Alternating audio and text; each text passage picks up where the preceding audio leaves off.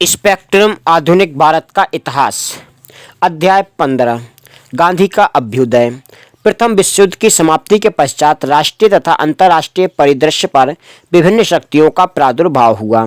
युद्धोपरांत भारत में राष्ट्रवादी गतिविधियां पुनः प्रारंभ हो गईं, लेकिन एशिया एवं अफ्रीका के अन्य उपनिवेश भी युद्ध के प्रभाव से अछूते नहीं रहे और इन उपनिवेशों में भी साम्राज्यवाद विरोधी शक्तियां सिर उठाने लगीं।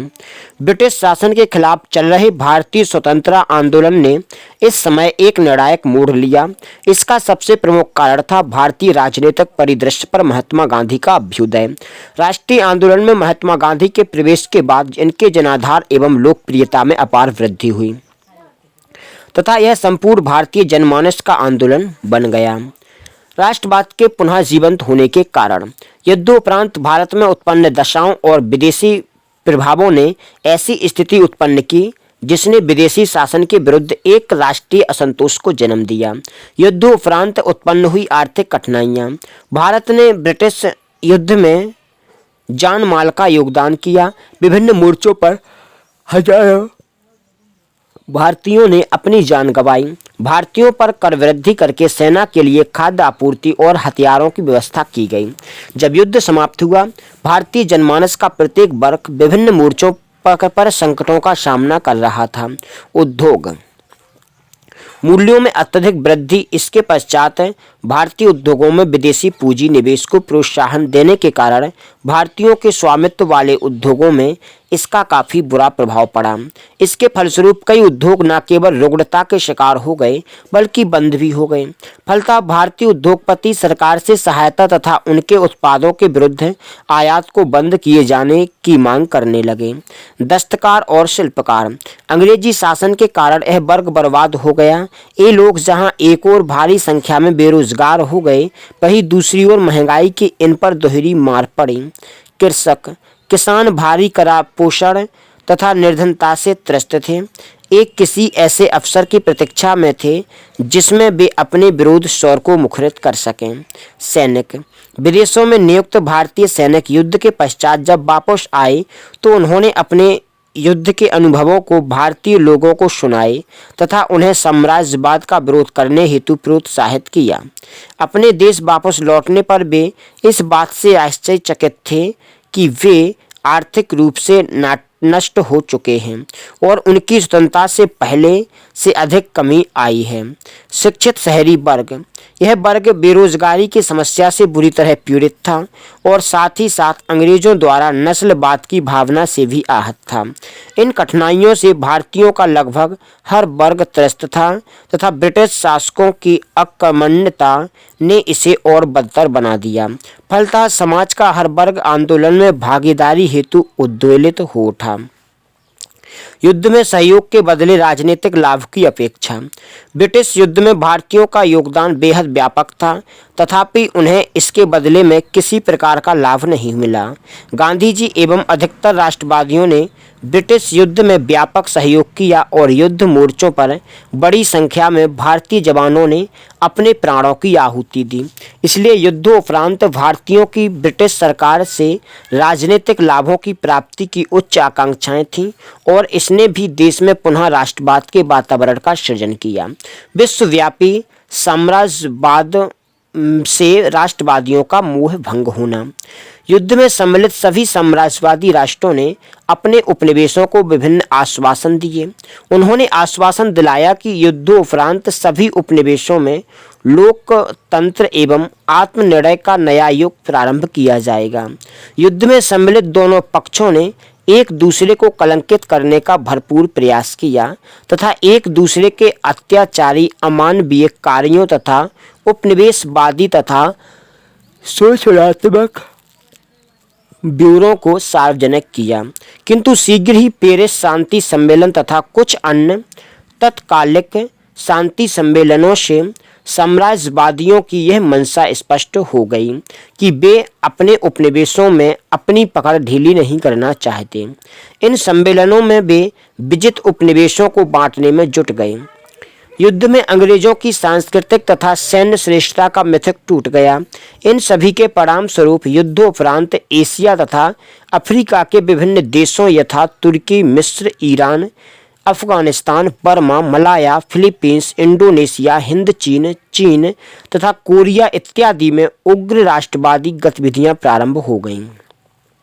रूसी क्रांति का प्रभाव।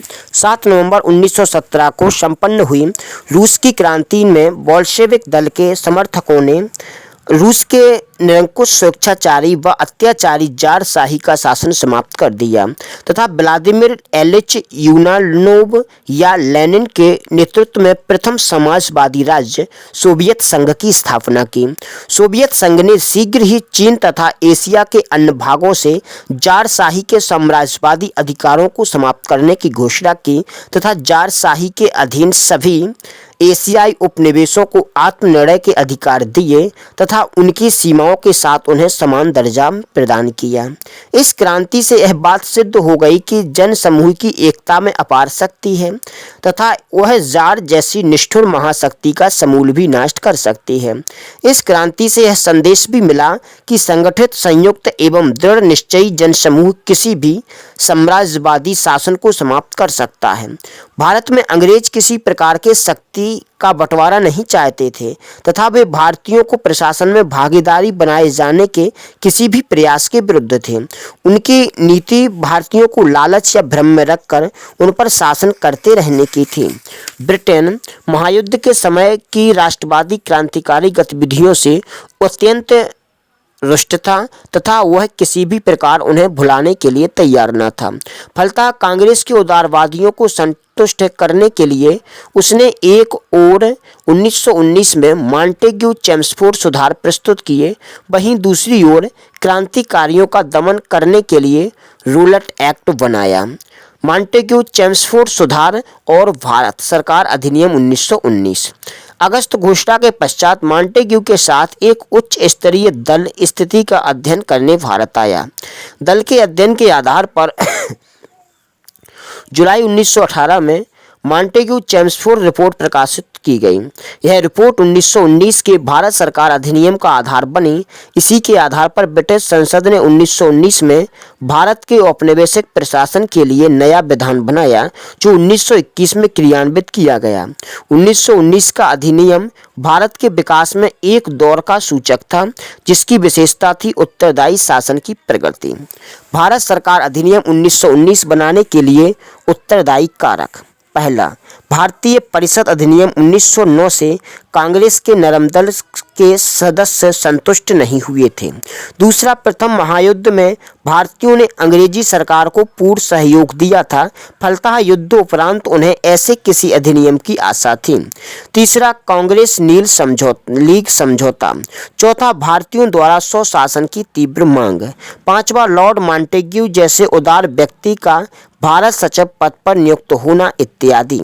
इस अधिनियम के पारित होने के समय मॉन्टेग्यू भारत सचिव तथा चेम्सफोर्ड वायसराय थे, इसलिए इस अधिनियम को मॉन्टेग्यू चेम्सफोर्ड सुधार या मोंटफोर्ड सुधार भी कहते हैं।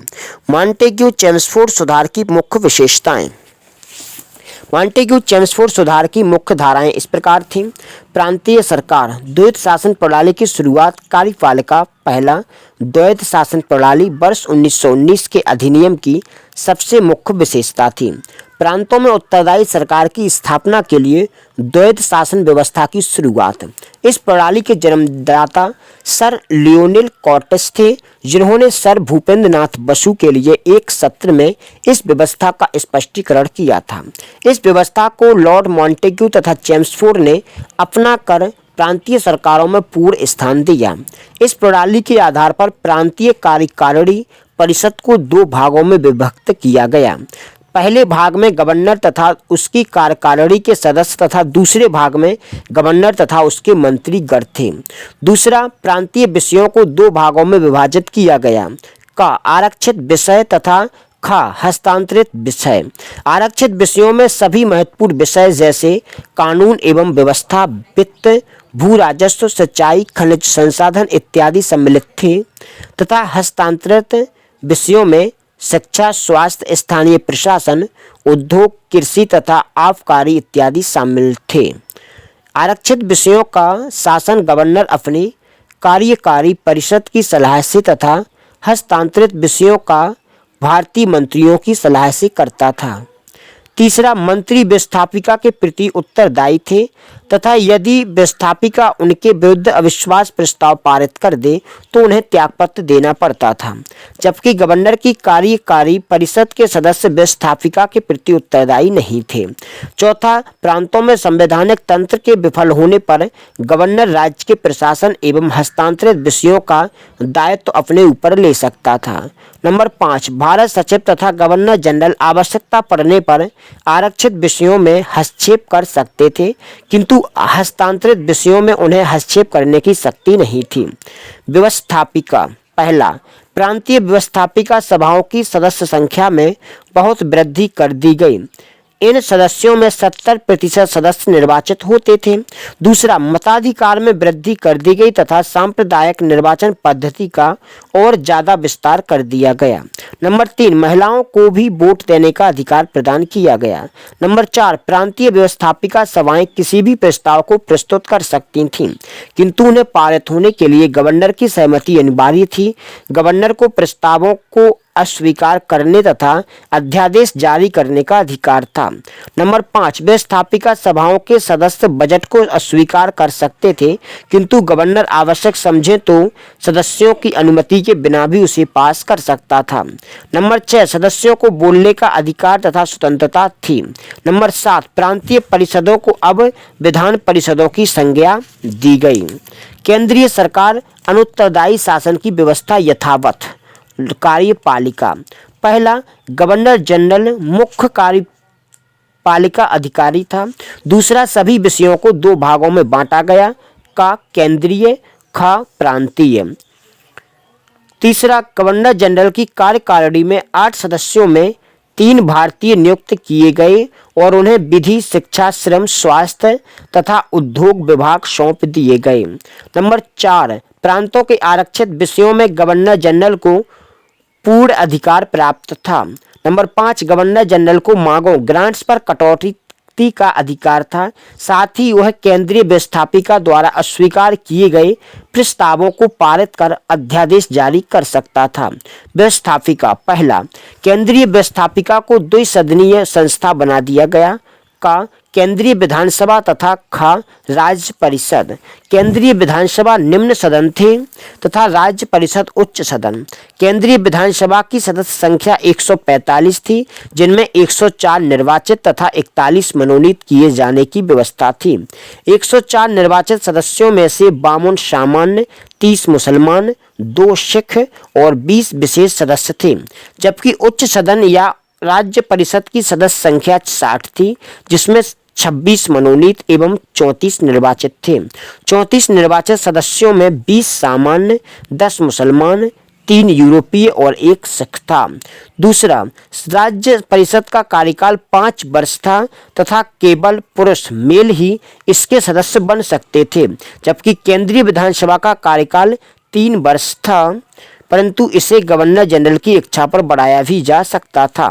नंबर 3, सदस्य प्रश्न पूछ सकते थे, अनुपूरक मांगे प्रस्तुत कर सकते थे, स्थगन प्रस्ताव ला सकते थे तथा बजट को अस्वीकार कर सकते थे, किंतु अभी भी बजट का 75% हिस्सा सदस्यों की सहमति के बिना भी पारित किया जा सकता था। नंबर 4, कुछ भारतीय सदस्यों को सरकार की स्थायी समितियों जैसे वित्त समिति तथा अथवा सार्वजनिक लेखा समिति में नियुक्त किया गया। भारत सरकार अधिनियम 1919 का मूल्यांकन। महत्व। पहला, भारत सरकार अधिनियम 1919 का भारत के संवैधानिक विकास के इतिहास में महत्वपूर्ण स्थान है। उसमें पहली बार प्रांतीय विधानसभाओं के सदस्यों के लिए बड़े पैमाने पर व्यवस्था की। इस व्यवस्था से देश के मतदाताओं में मत देने की व्यवहारिक समझ विकसित हुई है। नंबर 3, इसने भारत में प्रांतीय स्वशासन तथा आंशिक रूप से ही सही उत्तरदायी शासन प्रणाली की व्यवस्था की। नंबर 3, अधिनियम ने केंद्र में द्विसदनीय व्यवस्थापिका की व्यवस्था की। नंबर 4, केंद्र में कार्यकारी परिषद में भारतीयों को पहले से तिगुना प्रतिनिधित्व दिया गया। नंबर 5, भारत मंत्री के वेतन एवं भत्तों को भारतीय राजस्व के स्थान पर ब्रिटिश राजस्व में दिया जाने लगा। नंबर 6, एक नए पदाधिकारी भारतीय उच्चायुक्त की नियुक्ति की गई। दोष, इस अधिनियम की अनेक कमियां या दोष थे जो इस प्रकार हैं।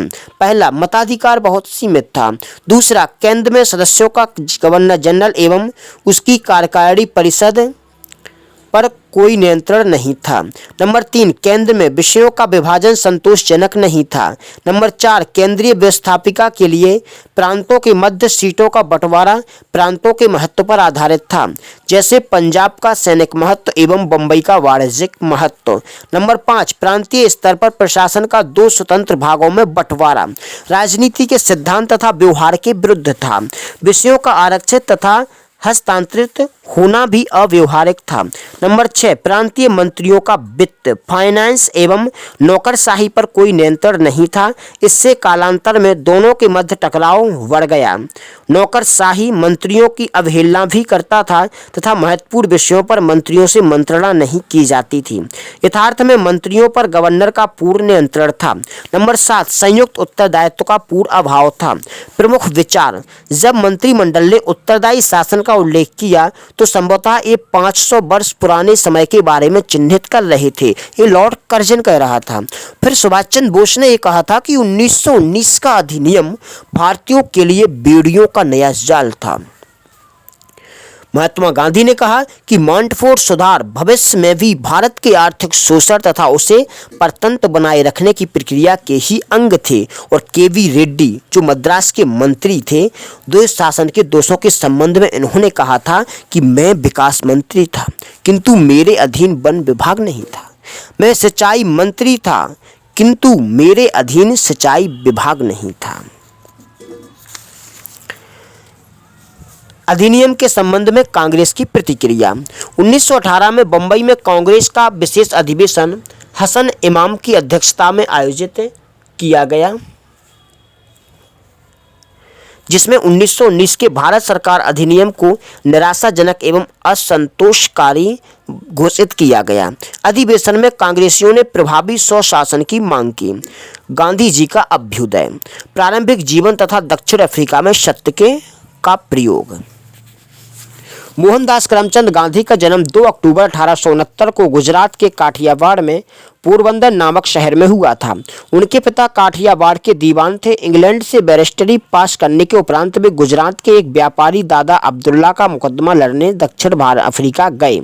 वहां उन्होंने देखा कि जो एशियाई मजदूरी करके दक्षिण अफ्रीका गए थे वे किस प्रकार प्रजातीय उत्पीड़न तथा भेदभाव के शिकार थे। वहां उन्होंने गोरों द्वारा काले लोगों के रंगभेद की नीति के विरोध प्रकट किया। इसके पश्चात गांधी जी ने निश्चय किया कि वे वहां रुककर भारतीय मजदूरों को उनके अधिकारों के लिए संघर्ष करने की प्रेरणा देंगे तथा उन्हें संगठित करेंगे। गांधी जी 1914 तक दक्षिण अफ्रीका में रुके।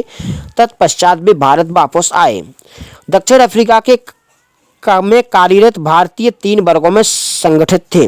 प्रथम वर्ग में मुख्यतः दक्षिण भारत से आए हुए मजदूर थे जो 1890 के पश्चात गन्ने के खेतों में काम करने दक्षिण अफ्रीका आए थे। दूसरे वर्ग में भारत से आए मेमन मुसलमान थे जो मजदूरों के साथ दक्षिण अफ्रीका आए थे। और तीसरे वर्ग में भारत से आए वे मजदूर थे जो कार्य का अनुबंध समाप्त होने के पश्चात अपने परिवार के साथ वहीं रहने लगे थे। ये भारतीय मुख्यतः अशिक्षित थे तथा उन्हें अंग्रेजी का अल्पत्य या बिल्कुल ज्ञान नहीं था। ये सभी दक्षिण अफ्रीका में प्रजातीय भेदभाव के शिकार थे। दक्षिण अफ्रीका की गोरी सरकार इन भारतीयों पर अनेक जुल्म ढाती थी। इन्हें मत देने के अधिकार से वंचित रखा गया था। इन्हें कुछ विशेष स्थानों में ही रहने की अनुमति दी जो अत्यंत संकीर्ण तथा गंदे थे एवं यहाँ की मानवीय दशाएं अत्यंत निम्न थी। गोरी सरकार ने 9 बजे रात्रि के पश्चात भारतीय तथा काले अफ्रीकियों के घर से बाहर निकलने पर प्रतिबंध लगा दिया था तथा उन्हें सार्वजनिक फुटपाथों के प्रयोग की अनुमति नहीं थी।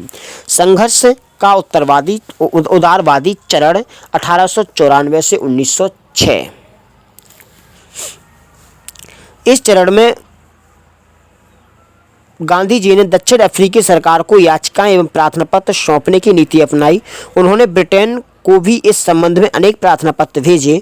उन्होंने ब्रिटेन से मांग की कि वह इस विषय पर हस्तक्षेप कर भारतीयों की दशा सुधारने का प्रयत्न करे, क्योंकि भारत ब्रिटेन का उपनिवेश है। अतः ब्रिटेन का उत्तरदायित्व है कि वह भारतीयों पर हो रहे प्रजातीय भेदभाव एवं उत्पीड़न को रोकने का प्रयास करे। गांधी जी ने सभी भारतीयों को संगठित कर नेटल भारतीय कांग्रेस की स्थापना की तथा इंडियन ओपिनियन नामक पत्र का प्रकाशन प्रारंभ किया। अहिंसात्मक प्रतिरोध या सत्याग्रह का काल 1906 से 1914। दक्षिण अफ्रीका में गोरी सरकार के विरुद्ध गांधी जी के संघर्ष का दूसरा चरण 1906 से प्रारंभ हुआ। इस चरण में गांधी जी ने अहिंसात्मक प्रतिरोध या सविनय अवज्ञा की नीति अपनाई, जिसे उन्होंने सत्याग्रह का नाम दिया। पंजीकरण प्रमाण पत्र के विरुद्ध सत्याग्रह 1906। दक्षिण अफ्रीकी सरकार ने एक विधान बनाकर प्रत्येक भारतीय के लिए यह अनिवार्य कर दिया कि वे अपने अंगूठे के निशान वाले पंजीकरण प्रमाण पत्र को हर समय अपने पास रखें। तदुपरांत गांधी जी के नेतृत्व में सभी भारतीयों ने इस भेदभाव मूलक कानून का विरोध करने का निर्णय लिया। गांधी जी ने इस हेतु अहिंसात्मक प्रतिरोध सभा का गठन किया। गांधी जी सहित कई भारतीयों को पंजीकरण कानून का विरोध करने के कारण जेल में डाल दिया गया। बाद में सरकारी अधिकारियों ने स्वयं इन सभी निडर भारतीयों का छल पूर्वक रजिस्ट्रेशन कर दिया, लेकिन भारतीयों ने अपना विरोध अभियान जारी रखा तथा गांधी जी की अगुवाई में अपने रजिस्ट्रेशन के कागजातों को सामूहिक रूप से जला दिया। प्रवासी भारतीयों के प्रवेश पर रोक का विरोध। इस बीच सरकार ने एक और कानून बनाया जिसका उद्देश्य प्रवासी भारतीयों के प्रवेश को रोकना था। इस कानून का विरोध करने हेतु अनेक वरिष्ठ भारतीय नटाल से ट्रांसवाल आए। ट्रांसवाल के तमाम भारतीयों ने भी आंदोलनकारियों का साथ दिया। लोगों ने कई स्थानों पर लाइसेंस का उल्लंघन किया। कानून का विरोध करने के लिए भारतीयों ने एक प्रांत से दूसरे प्रांत की यात्रा की। सरकार ने विरोधियों के प्रति दमन का मार्ग अपनाया। 1908 में गांधी जी को कारावास भेज दिया गया। कई अन्य भारतीयों को भी जेल में डाल दिया गया तथा उन्हें तरह तरह की यातनाएं दी गईं। ज़्यादातर गरीब इसके शिकार हुए। भारतीयों को आर्थिक लाभ पहुंचाने की भी सरकार ने धमकी दी। Poll tax. व्यापारियों को आर्थिक हानि पहुंचाने की भी सरकार ने धमकी दी। पोल टैक्स तथा भारतीय विवाहों को अप्रमाणिक करने के विरुद्ध अभियान। इस बार सत्याग्रह का स्वरूप बड़ा था। इकरारनामे की अवधि समाप्त होने पर दक्षिण अफ्रीका में बसे भारतीयों पर सरकार ने 3 पाउंड का कर लगा दिया। इसके खिलाफ तीव्र सत्याग्रह छिड़ गया। भारतीयों ने ज़्यादातर गरीब मजदूर थे जिनकी मासिक आमदनी 10 शिलांग से भी कम थी। ऐसे में 3 पाउंड का कर उनके लिए बहुत ज़्यादा था। जब इस नियम के विरुद्ध सत्याग्रह प्रारंभ हुआ तो इसमें लगभग सभी भारतीयों ने भाग लिया तथा इसे व्यापक जन आंदोलन का रूप दे दिया। इसी बीच सुप्रीम कोर्ट के एक निर्णय ने आंदोलन को और भड़का दिया। कोर्ट ने उन सभी विवाहों को जो ईसाई पद्धति से नहीं संपन्न हुए थे तथा जिनका पंजीयन नहीं हुआ था अवैध घोषित कर दिया। इस कानून के अनुसार हिंदू, मुस्लिम और पारसी रीति रिवाजों से संपन्न सभी शादियां अवैध थीं तथा ऐसी शादियों से उत्पन्न सभी संतानें भी अवैध। भारतीयों ने इस फैसले को अपनी महिलाओं का अपमान समझा। गांधी जी सहित अनेक सत्याग्रही कानून की अवहेलना कर नटाल से ट्रांसवाल पहुंचे। सरकार ने इन लोगों को बंदी बनाकर कारावास में डाल दिया। शीघ्र ही खदान मजदूर तथा बागान मजदूर भी सक्रिय रूप से आंदोलन में सम्मिलित हो गए। इन मजदूरों ने भारतीय दमन के विरोध में हड़ताल कर दी। सरकार की कठोर दमनकारी नीतियों से समूचा भारतीय समुदाय तिलमिला उठा। गोपाल कृष्ण गोखले ने पूरे देश का दौरा कर इस अत्याचार के खिलाफ जनमत तैयार किया। लॉर्ड हार्डिंग तक ने इसकी निंदा की तथा अत्याचार के आरोप की निष्पक्ष जांच करने की मांग की। Tolstoy farm. तो गांधी जी के नेतृत्व में चल रहा आंदोलन धीरे धीरे संकटग्रस्त होने लगा। आंदोलनकारियों की सक्रियता धीरे धीरे कम होने लगी तथा सरकार का अड़ियल रुख बरकरार रखा। 1909 में गांधी जी तथा अंग्रेज अधिकारियों के मध्य वार्ता का कोई खास परिणाम नहीं निकला। यद्यपि अभी भी आंदोलन को जारी रखना आवश्यक था, लेकिन आंदोलन से संबद्ध भारतीयों के मध्य आर्थिक समस्या खड़ी हो गई। इन्हीं सब परिस्थितियों के कारण गांधी जी ने वर्ष 1910 में टॉलस्टॉय फार्म की स्थापना की। इस फार्म में गांधी जी ने अपने एक जर्मन शिल्पकार मित्र कार्लेन वाक की मदद से सत्याग्रहियों के परिवार की पुनर्वास समस्या को हल किया तथा उनके भरण पोषण की व्यवस्था की। भारत से भी यहाँ काफ़ी पैसा भेजा गया। प्रमुख विचार। ऐसा व्यक्ति जिसे इंद्रिय सुख की चाह नहीं है, उसे धन ऐश्वर्य सुख प्रशंसा एवं प्रोन्नति की चाह नहीं है, लेकिन जो यह सही मानते हैं उसे करने के लिए दृढ़ निश्चयी थे, वह एक खतरनाक एवं कष्टप्रद शत्रु थे। चूंकि उनके शरीर को नियंत्रित किया जा सकता था, उनकी आत्मा एवं आत्मबल को नहीं। तो एक कहा था गिलबर्ट मूरे ने हिबर्ट जनरल में गांधी के ऊपर। समझौता परक समाधान। गांधी जी लॉर्ड हार्डिंग और गोखले तथा CF एंड्रयूज के से कई दौर की लंबी बातचीत के पश्चात दक्षिण अफ्रीकी सरकार ने भारतीयों की प्रमुख मांगें मान लीं। 3 पाउंड का कर तथा पंजीकरण प्रमाण पत्र में संबद्ध कानून समाप्त कर दिए गए। भारतीयों को उनकी रीति रिवाजों से विवाह करने की छूट प्रदान की गई तथा भारतीय अप्रवासियों की अन्य कठिनाइयों पर दक्षिण अफ्रीकी सरकार ने सहानुभूति पूर्वक विचार करने का आश्वासन दिया। दक्षिण अफ्रीका में गांधी जी के अनुभव। दक्षिण अफ्रीका में गरीब भारतीयों के जुझारूपन को देखकर गांधी जी को विश्वास हो गया कि भारतीय जनता आवश्यकता पड़ने पर किसी उदात्त उद्देश्य के लिए जुझारू संघर्ष और बलिदान को तैयार हो सकती है। दूसरा, यहाँ गांधी जी विभिन्न संप्रदाय एवं समाज में के विभिन्न वर्गों के लोगों के मध्य एकता स्थापित करने में सफल हुए। उनके नेतृत्व में हिंदू, मुस्लिम, पारसी, अमीर, गरीब, पुरुष, महिला सभी ने कंधे से कंधा मिलाकर आंदोलन में भाग लिया। तीसरा, गांधी जी ने यह सबक सीखा कि कई बार नेताओं को ऐसे सख्त निर्णय भी करने पड़ सकते हैं जो उनके समर्थकों को भी पसंद न आए। नंबर 4, दक्षिण अफ्रीका में गांधी जी को विरोधी राजनीतिक धाराओं से उन्मुक्त वातावरण में एक विशिष्ट राजनीतिक शैली, नेतृत्व के नए अंदाज और संघर्ष के नए तरीकों को विकसित करने का अवसर मिला। इसके फलस्वरूप एक गांधीवादी रणनीति व संघर्ष के तरीकों को, विशेषताओं और कमियों दोनों से भलीभांति परिचित हो गए तथा उन्हें विश्वास हो गया कि ये ही सबसे बेहतर है। गांधी जी के सत्याग्रह की तकनीक। गांधी जी ने अपने दक्षिण अफ्रीका के प्रवास के दौरान सत्याग्रह तकनीक का प्रयोग किया। सत्याग्रह सत्य एवं अहिंसा के सिद्धांतों पर आधारित था। गांधी जी ने ईसाइयों की जरूरत को देखते हुए सत्याग्रह में कुछ तत्व भारतीय परंपरा के जोड़े और टॉलस्टॉय के दर्शन को भी शामिल किया, जिन्होंने कहा कि बुराई का सामना अहिंसक प्रतिरोध के माध्यम से सबसे बेहतर तरीके से किया जा सकता है। इसकी मुख्य विशेषताएं इस प्रकार थीं।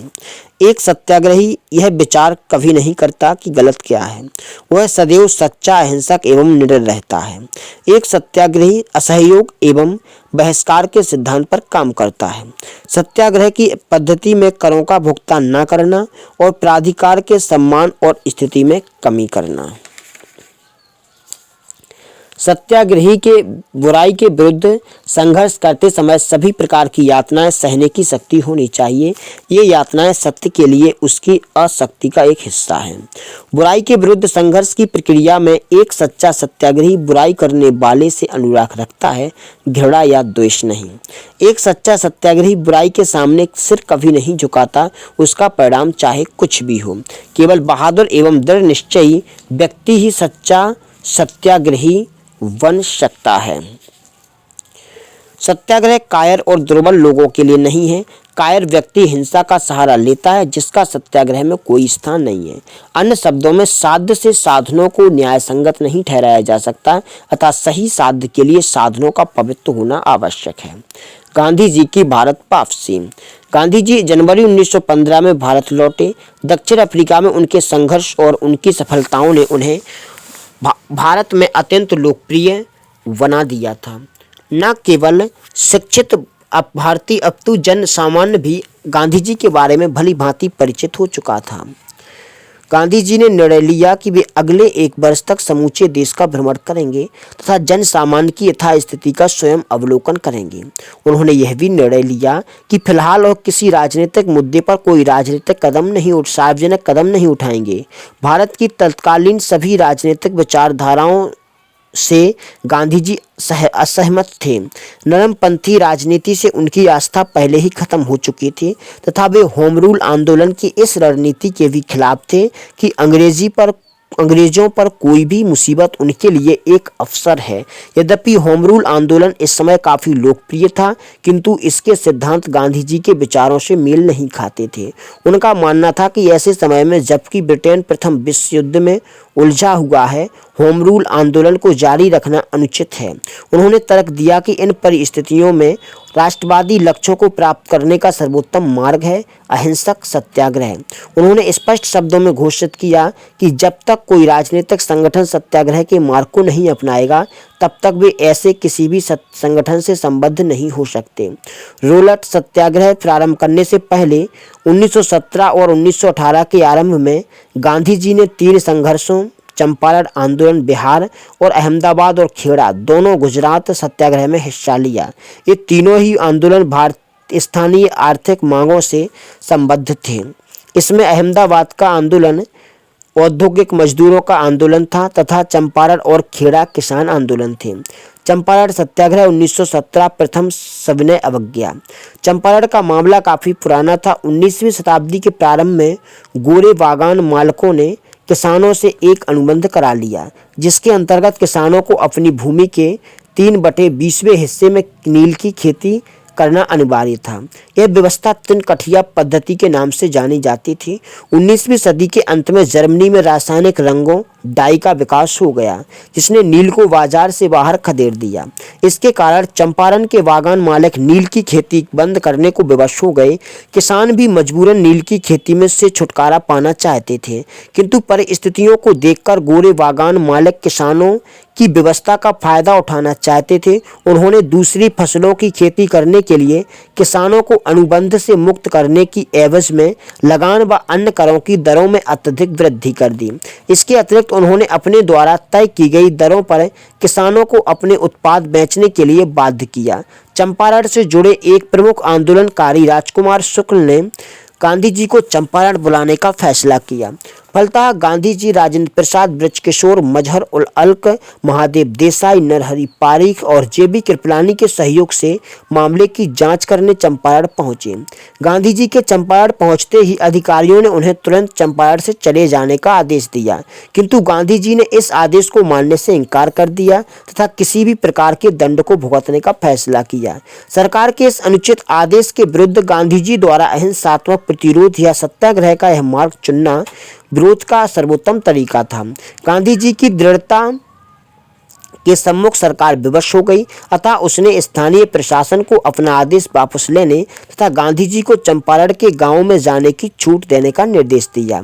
इस बीच सरकार ने सारे मामले की जांच करने के लिए एक आयोग का गठन किया तथा गांधी जी को भी इसका सदस्य बनाया गया। गांधी जी आयोग को यह समझाने में सफल रहे कि तिनकठिया पद्धति समाप्त होनी चाहिए। उन्होंने आयोग को यह भी समझाया कि किसानों से पैसा अवैध रूप से वसूला गया है, उसके लिए किसानों को हर्जाना दिया जाए। बाद में एक और समझौते के पश्चात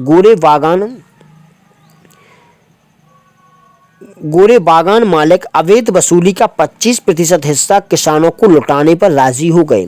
इसके 1 दशक के भीतर ही बागान मालिकों ने चंपारण छोड़ दिया। इस प्रकार गांधी जी ने भारत में सविनय अवज्ञा आंदोलन का प्रथम युद्ध सफलतापूर्वक जीत लिया। चंपारण सत्याग्रह से संबद्ध अन्य लोकप्रिय नेताओं में अनुग्रह नारायण सिन्हा, राम नवमी प्रसाद एवं शंभू चरण वर्मा शामिल थे। अहमदाबाद मिल हड़ताल 1918 प्रथम भूख हड़ताल। चंपारण के पश्चात गांधी जी ने मई 1918 में अहमदाबाद मिल हड़ताल के मुद्दे पर हस्तक्षेप किया। यह मिल मालिकों और मजदूरों में प्लेग बोनस को लेकर विवाद छिड़ गया था। गांधी जी ने मजदूरों को हड़ताल पर जाने तथा 50% के स्थान पर 35% बोनस की मांग करने को कहा, जबकि मिल मालिक मजदूरों को केवल 20% बोनस देने के लिए राजी थे। गांधी जी ने मजदूरों को सलाह दी कि वे शांतिपूर्ण एवं अहिंसक रूप से अपनी हड़ताल जारी रखें। गांधी जी ने मजदूरों के समर्थन में भूख हड़ताल प्रारंभ करने का फैसला किया। अंबालाल साराभाई की बहन अनुसुईया बेन ने इस संघर्ष में गांधी जी का सक्रिय योगदान प्रारंभ किया। इस अवसर पर उन्होंने एक दैनिक समाचार पत्र का प्रकाशन भी प्रारंभ किया। गांधी जी के अनशन पर बैठने के फैसले से मजदूरों के उत्साह में वृद्धि हुई तथा उनका संघर्ष तेज हो गया। मजबूर होकर मिल मालिक समझौता करने को तैयार हो गए तथा सारे मामले को एक ट्रिब्यूनल को सौंप दिया गया। जिस मुद्दे को लेकर हड़ताल प्रारंभ हुई थी, ट्रिब्यूनल के फैसले से वह समाप्त हो गया। ट्रिब्यूनल ने मजदूरों के पक्ष में निर्णय देते हुए मिल मालिकों को 35% बोनस मजदूरों को भुगतान करने का फैसला सुनाया। गांधी जी की यह दूसरी प्रमुख विजय थी। खेड़ा सत्याग्रह 1918 प्रथम असहयोग। वर्ष 1918 में भीषण दुर्भिक्ष के कारण गुजरात के खेड़ा जिले में पूरी फसल बर्बाद हो गई। फिर भी सरकार ने किसानों से मालगुजारी वसूल करने की प्रक्रिया जारी रखी। राजस्व संहिता के अनुसार यदि फसल का उत्पादन कुल उत्पादन के 1/4 से भी कम हो तो किसानों का राजस्व पूरी तरह माफ कर दिया जाना चाहिए, किंतु सरकार ने किसानों का राजस्व माफ करने से मना कर दिया। गुजरात सभा, जिसमें किसान शामिल थे, ने 1919 के राजस्व वर्ष के मूल्यांकन को लागू न करने की प्रार्थना के लिए प्रांत के सर्वोच्च शासकीय प्राधिकारियों के सम्मुख याचिका रखी। सरकार कठोर बनी रही और कहा कि यदि करों का भुगतान न किया गया तो किसानों की संपत्ति जब्त कर ली जाएगी। फलस्वरूप गांधी जी ने किसानों को राजस्व अदा न करने तथा सरकार के दमनकारी कानून के खिलाफ संघर्ष करने की प्रेरणा दी। खेड़ा जिले के युवा अधिवक्ता वल्लभ भाई पटेल, इंदुलाल याज्ञिक तथा कई अन्य युवाओं ने गांधी जी के साथ खेड़ा के गांवों का दौरा प्रारंभ किया। उन्होंने किसानों को लगान न अदा करने की शपथ दिलाई। गांधी जी ने घोषणा की कि यदि सरकार गरीब किसानों का लगान माफ कर दे तो लगान देने में सक्षम किसान स्वेच्छा से अपना लगान अदा कर देंगे। दूसरी ओर सरकार ने लगान वसूलने के लिए दमन का सहारा लिया। कई स्थानों पर किसानों की संपत्ति कुर्क कर ली गई तथा उनके मवेशियों को जब्त कर लिया गया। अंततः सरकार ने किसानों के साथ एक समझौता किया। उसने 1 वर्ष के लिए कर माफ कर दिया और आगामी वर्षों में कटौती की दर में कमी की तथा किसानों की जब्त संपत्ति को लौटा दिया। खेड़ा आंदोलन ने किसानों के बीच एक नवीन जागरूकता का संचार किया। जागरूक किसान हुए कि जब तक उनका देश संपूर्ण आज़ादी प्राप्त नहीं कर सकता, वे अन्याय और शोषण से मुक्त नहीं होंगे। चंपारण, अहमदाबाद तथा खेड़ा में गांधी जी की उपलब्धियां। चंपारण, अहमदाबाद और खेड़ा आंदोलन ने गांधी जी को संघर्ष के गांधीवादी तरीके सत्याग्रह को आजमाने का अवसर दिया। गांधी जी को देश की जनता के करीब जाने तथा उनकी समस्याएं समझने का अवसर मिला। गांधी जी जनता की ताकत तथा कमजोरियों से परिचित हुए तथा उन्हें अपनी रणनीति का मूल्यांकन करने का अवसर मिला। इन आंदोलनों ने गांधी जी को समाज के विभिन्न वर्गों, विशेषतया युवा पीढ़ी का भरपूर समर्थन मिला तथा भारतीयों के मध्य उनकी विशिष्ट पहचान कायम हो गई। रोलट एक्ट सत्याग्रह, जलियांवाला बाग नरसंहार और इसमें रोलट एक्ट 1919 का वर्ष भारत के लिए अत्यंत सोच एवं असंतोष का वर्ष था।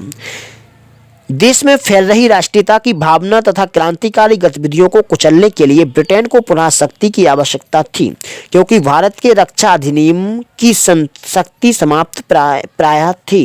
इसी संदर्भ में सरकार ने सर सिडनी रोलट की नियुक्ति की, जिन्हें इस बात की जांच करनी थी कि भारत में क्रांतिकारी गतिविधियों के माध्यम से भारत के विरुद्ध षड्यंत्र करने वाले लोग कहां तक फैले हुए हैं और उनसे निपटने के लिए किस प्रकार के कानूनों की आवश्यकता है। इस संबंध में सर सिडनी रोलट की समिति ने जो सिफारिशें की उन्हें ही रोलट अधिनियम या रोलट एक्ट के नाम से जाना जाता है। इस एक्ट के अंतर्गत एक विशेष न्यायालय की स्थापना की गई, जिसमें उच्च न्यायालय के 3 वकील थे। यह न्यायालय ऐसे साक्ष्यों को मान्य कर सकता था जो विधि के अंतर्गत मान्य नहीं थे। इसके निर्णय के विरुद्ध कहीं भी अपील नहीं की जा सकती थी। न्यायालय द्वारा बनाए गए नियम के अनुसार प्रांतीय सरकारों को बिना वारंट के तलाशी, गिरफ्तारी तो बंदी पृथक्करण के अधिकारों को रद्द करने आदि की असाधारण शक्तियां दे दी। युद्ध काल में तो यह विधेयक उचित माना जा सकता था, किंतु शांति काल में यह पूर्णतः अनुचित था। भारतवासियों ने इस विधेयक को काला कानून कहा और इसके विरुद्ध तीव्र प्रतिक्रिया की। रोलट एक्ट के विरुद्ध सत्याग्रह, प्रथम जन आंदोलन। विश्व युद्ध की समाप्ति पर जब भारतीय जनता संवैधानिक सुधारों का इंतजार कर रही थी, ब्रिटिश सरकार ने दमनकारी रोलट एक्ट को भारत के सम्मुख पेश कर दिया। इसे भारतीयों ने अपना घोर अपमान समझा। अपने पूर्ववर्ती अभियानों से अदम्य व साहसी हो चुके गांधी जी ने फरवरी 1919 में प्रस्तावित रोलट एक्ट के विरोध में देशव्यापी आंदोलन का आह्वान किया, किंतु संवैधानिक प्रतिरोध का जब सरकार पर कोई असर नहीं हुआ तो गांधी जी ने सत्याग्रह प्रारंभ करने का निर्णय किया। एक सत्याग्रह सभा गठित की गई तथा होम रूल लीग के युवा सदस्यों से संपर्क कर अंग्रेजी हुकूमत के विरुद्ध संघर्ष करने का निर्णय हुआ। प्रचार कार्य प्रारंभ हो गया। राष्ट्रव्यापी हड़ताल, उपवास तथा प्रार्थना सभाओं के आयोजन का फैसला किया गया। इसके साथ ही कुछ प्रमुख कानूनों की अवज्ञा तथा गिरफ्तारी देने की योजना भी बनाई गई। आंदोलन के इस भीड़ के लिए कई कारण थे जो निम्न अनुसार थे। पहला, जन सामान्य को आंदोलन के लिए एक स्पष्ट दिशा निर्देश प्राप्त हुआ। अब वे अपनी समस्याओं को की केवल मौखिक अभिव्यक्ति के स्थान पर प्रत्यक्ष कार्यवाही कर सकते थे। दूसरा, इसके कारण किसान, शिल्पकार और शहरी निर्धन वर्ग सक्रियता से आंदोलन से जुड़ गया। उनकी यह सक्रियता आगे के आंदोलनों में भी बनी रही। तीसरा, राष्ट्रीय स्वतंत्रता संघर्ष स्थायी रूप से जन सामान्य से संबद्ध हो गया। गांधी जी ने स्पष्ट किया कि अनशन की प्रासंगिकता तभी है जब सभी भारतीय जागृत होकर सक्रियता से राजनीतिक प्रक्रिया में भागीदार बने। सत्याग्रह 6 अप्रैल 1919 को प्रारंभ हुआ या किया गया, किंतु तारीख की गलतफहमी के कारण सत्याग्रह प्रारंभ होने से पहले ही आंदोलन ने हिंसक स्वरूप धारण कर लिया। कलकत्ता, बम्बई, दिल्ली, अहमदाबाद इत्यादि स्थानों में बड़े पैमाने पर हिंसा हुई तथा अंग्रेज विरोधी प्रदर्शन आयोजित किए गए। प्रथम विश्व युद्ध के दौरान सरकारी दमन, बलपूर्वक नियुक्तियां तथा कई कारणों से त्रस्त जनता ने पंजाब में हिंसात्मक प्रतिरोध प्रारंभ कर दिया तथा परिस्थिति अत्यंत विस्फोटक हो गई। अमृतसर और लाहौर में तो स्थिति पर नियंत्रण पाना मुश्किल हो गया। मजबूर होकर सरकार को सेना का सहारा लेना पड़ा। गांधी जी ने पंजाब जाकर स्थिति को संभालने का प्रयास किया, किंतु उन्हें बम्बई भेज दिया गया। तत्पश्चात 13 अप्रैल 1919 को अंग्रेजी सरकार का यह बर्बर और घिनौना रूप सामने आया, जिसने भारतीय स्वतंत्रता आंदोलन के इतिहास में एक रक्त रंजित धब्बा दिया। जलियांवाला बाग हत्याकांड, 13 अप्रैल 1919। अमृतसर हिंसा से सर्वाधिक प्रभावित हुआ। शुरू में प्रदर्शनकारियों ने किसी प्रकार की हिंसा नहीं की। भारतीयों ने अपनी दुकानें बंद कर दी और खाली सड़कों में ब्रिटिश सरकार द्वारा किए गए धोखे को लेकर भारतीयों को नाराजगी जाहिर की। 9 अप्रैल को राष्ट्रवादी नेताओं सैफुद्दीन किचलू और डॉक्टर सत्यपाल को ब्रिटिश अधिकारियों ने गिरफ्तार कर लिया। इस घटना से हजारों भारतीयों में रोष व्याप्त हो गया और वे 10 अप्रैल 1919 को सत्याग्रहियों पर गोली चलाने तथा अपने नेताओं डॉक्टर सत्यपाल व डॉक्टर किचलू को पंजाब से बलात् बाहर भेजे जाने का विरोध कर रहे थे। जल्द ही विरोध प्रदर्शन ने हिंसक रूप ले लिया, चूंकि पुलिस ने गोली चलाना शुरू कर दिया, जिसमें कुछ प्रदर्शनकारी मारे गए, जिससे काफ़ी तनाव फैल गया। दंगे में 5 अंग्रेज भी मारे गए और मार्सेला शेरवुड, एक अंग्रेज मिशनरी महिला जो साइकिल पर जा रही थी, को पीटा गया। उपद्रव को शांत करने के लिए तुरंत सैनिक टुकड़ी को भेजा गया। क्षेत्र में मार्शल कानून लागू करने और स्थिति शांतिपूर्ण बनाए रखने की जिम्मेदारी वरिष्ठ ब्रिटिश अंग्रेज अधिकारी ब्रिगेडियर जनरल रेजिनाल्ड डायर को सौंपी गई। डायर ने हालांकि 13 अप्रैल 1919 को एक घोषणा जारी की कि लोग पास के बिना शहर से बाहर ना जाएं और एक समूह में 3 लोगों से अधिक लोग जुलूस, प्रदर्शन या सभाएं ना करें। 13 अप्रैल बैसाखी के दिन को आसपास के गांव के लोग बैसाखी मनाने के लिए शहर के लोकप्रिय स्थान जलियांवाला बाग में इकट्ठे हुए, जो जनरल डायर की घोषणा से अनजान थे। स्थानीय नेताओं ने भी इसी स्थान पर एक विरोध सभा का आयोजन किया। त्योहार के आयोजन के बीच विरोध प्रदर्शन बैठक भी शांतिपूर्ण तरीके से चल रही थी, जिसमें 2 प्रस्ताव, रौलट अधिनियम की समाप्ति और 10 अप्रैल की गोलीबारी की निंदा पारित किए गए। जनरल डायर ने इस सभा के आयोजन को सरकारी आदेश की अवहेलना समझा तथा सभा स्थल को सशक्त सैनिकों के साथ घेर लिया। डायर ने बिना किसी पूर्व चेतावनी के सभा पर गोलियां चलाने का आदेश दे दिया। लोगों पर तब तक गोलियां बरसाई गईं जब तक सैनिकों की गोलियां समाप्त नहीं हो गईं। सभा स्थल के सभी निकास मार्गों के सैनिकों द्वारा घिरे होने के कारण सभा में सम्मिलित निहत्थे लोग चारों ओर से गोलियों से छलनी होते रहे। इस घटना में लगभग 1000 लोग मारे गए, जिसमें युवा, महिलाएं, बूढ़े, बच्चे सभी शामिल थे। जलियांवाला बाग हत्याकांड से पूरा देश स्तब्ध रह गया। वहशी क्रूरता ने देश को मौन कर दिया। पूरे देश में बर्बर हत्याकांड की भद्द सर्जना की गई।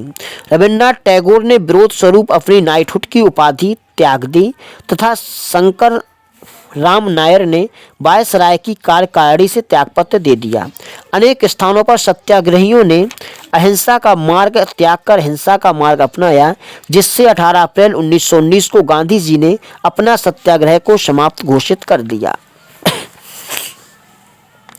क्योंकि उनके सत्याग्रह में हिंसा का कोई स्थान नहीं था। एपीजे टेलर इतिहासकार के अनुसार जलियांवाला बाग नरसंहार एक ऐसा निर्णायक मोड़ था जब भारतीय ब्रिटिश शासन से अलग हुए।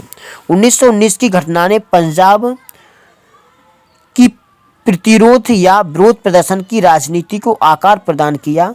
भगत सिंह की भारत नौजवान सभा ने इस नरसंहार को ऐसे कृत्य के रूप में देखा जो असहयोग आंदोलन की समाप्ति के पश्चात उत्पन्न संताप से उबरने में मदद करेगा। उधम सिंह, जिन्होंने अपना नाम राम मोहम्मद सिंह आज़ाद रखा, ने lieutenant governor Michael O Dwyer, जिसने पंजाब में 1919 के विरोध प्रदर्शन के भीभत्स रूप के से कुचलने का संचालन किया, की हत्या कर दी, जिसके लिए उन्हें वर्ष 1940 में फांसी की सजा हुई। वर्ष 1974 में उनकी अस्थियों को भारत लाया गया। हंटर कमीशन या हंटर आयोग। जलियांवाला बाग हत्याकांड ने भारतीयों और साथ ही साथ कई अंग्रेजों को भी स्तब्ध कर दिया। भारत सचिव एडविन मॉन्टेग्यू ने इस मामले की जांच के लिए एक समिति का गठन किया। इसलिए 14 अप्रैल 1919 को भारत सरकार ने डिसऑर्डर इंक्वायरी कमेटी, जिसे लोकप्रिय एवं व्यापक तौर पर हंटर कमीशन के नाम से जाना जाता है, चूंकि इसके अध्यक्ष का नाम विलियम हंटर, स्कॉटलैंड के भूतपूर्व सॉलिसिटर जनरल और स्कॉटलैंड के कॉलेज ऑफ जस्टिस के सीनेटर था। इस आयोग का उद्देश्य बॉम्बे, दिल्ली एवं पंजाब में हुए उपद्रवों के कारणों की जांच करना और उनसे निपटने के उपाय सुझाना था। हंटर आयोग ने सदस्य के तौर पर 3 भारतीय, सर चिमनलाल, हरिलाल शीतलवाड़ा, बॉम्बे विश्वविद्यालय के उप कुलपति और बॉम्बे उच्च न्यायालय के अधिवक्ता पंडित जगत नारायण, संयुक्त प्रांत की विधायी परिषद के सदस्य और अधिवक्ता और सरदार साहिबजादा सुल्तान अहमद खान, ग्वालियर के राज्य के अधिवक्ता शामिल थे। 29 अक्टूबर 1919 को दिल्ली में बैठक के पश्चात आयोग ने दिल्ली, अहमदाबाद, बॉम्बे और लाहौर से बुलाए गए गवाहों के बयान को दर्ज किए। नवंबर 1919 में आयोग लाहौर पहुंचा और अमृतसर की घटना के मुख्य गवाह के बयानों की जांच की। डायर को आयोग के सम्मुख उपस्थित होने को कहा गया। उसे विश्वास था कि उसने जो कुछ भी किया केवल उसका काम था। डायर ने बयान दिया कि उसकी इच्छा पूरे पंजाब से आतंक को खत्म करने की थी और ऐसा करने में विद्रोहियों के मनोबल में कमी आई। डायर ने यह कहने में अपनी शान समझी कि ऐसा हो सकता था कि वह बिना गोली चलाए भीड़ को तितर-बितर कर सकता था, लेकिन वे फिर से आते और हमारा मजाक बनाते, और ऐसा करके वह स्वयं को मूर्ख नहीं बनाना चाहता था। उसने यह भी कहा कि उसने गोली बरसाने के बाद घायलों को उपचार के लिए ले जाने का प्रयास नहीं किया, जैसा कि वह नहीं मानता कि यह उसका काम था। यद्यपि डायर के बयान ने आयोग के सदस्यों के बीच नस्लवादी तनाव उत्पन्न किया, तथापि मार्च 1920 को आयोग की अंतिम रिपोर्ट आई, जिसमें निष्पक्ष रूप से डायर के कृत्य की निंदा की। रिपोर्ट में कहा गया कि बाग में भीड़ को हटाने की कार्यवाही न करना एक भूल थी। लंबी अवधि तक गोली चलाना एक भारी भूल थी। डायर के पर्याप्त नैतिक प्रभाव को प्रस्तुत करने के प्रयास की निंदा की गई। डायर ने अपने प्राधिकार से बाहर जाकर कार्य किया। जलियांवाला बाग में ब्रिटिश शासन को उखाड़ फेंकने का षड्यंत्र नहीं चल रहा था। आयोग के भारतीय सदस्यों ने रिपोर्ट में बताया कि जनसभाएं करने को प्रतिबंधित करने संबंधी घोषणा को पर्याप्त रूप से प्रकाशित नहीं किया गया। भीड़ में निर्दोष लोग थे और बाग में पहले कोई हिंसा नहीं हुई थी। डायर को या तो अपने सैनिकों या घायलों की मदद करने का आदेश देना चाहिए था, या सिविल प्राधिकारियों को ऐसा करने को कहना चाहिए था। डायर का कृत्य अमानवीय और ब्रिटिश परंपरा के विरुद्ध था, और उसने भारत में ब्रिटिश शासन की छवि को बेहद धूमिल किया था। हंटर आयोग ने किसी प्रकार के दंड या अनुशासनात्मक कार्यवाही की अनुशंसा नहीं की, चूंकि डायर के कृत्य को कई बड़े अधिकारियों का समर्थन प्राप्त था। बाद में यह मामला सेना परिषद को दे दिया गया। इससे पहले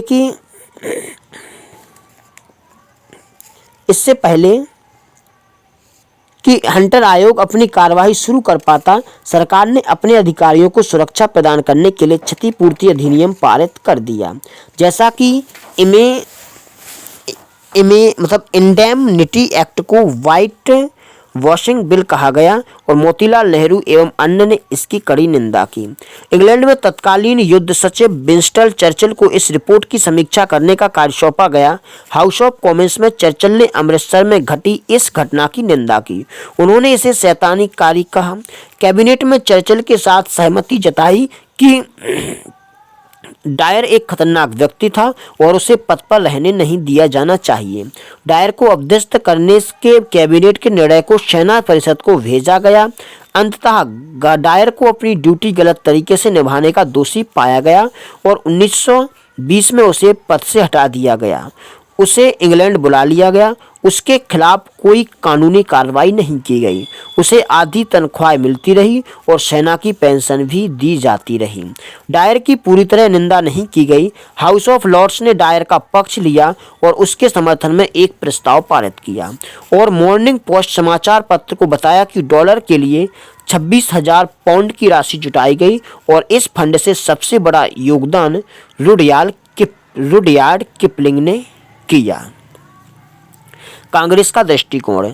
भारतीय राष्ट्रीय कांग्रेस ने अपनी एक गैर सरकारी समिति गठित की, और जिसमें मोतीलाल नेहरू, CR दास, अब्बास तैयबजी, MR जयकर और गांधी को शामिल किया गया।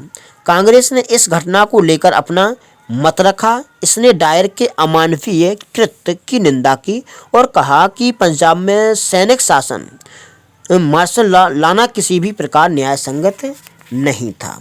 तो इस प्रकार से हमारा जो चैप्टर 15 है गांधी का अभ्युदय खत्म होता है। नेक्स्ट वीडियो में आएंगे हम खिलाफत एवं असहयोग आंदोलन के पास।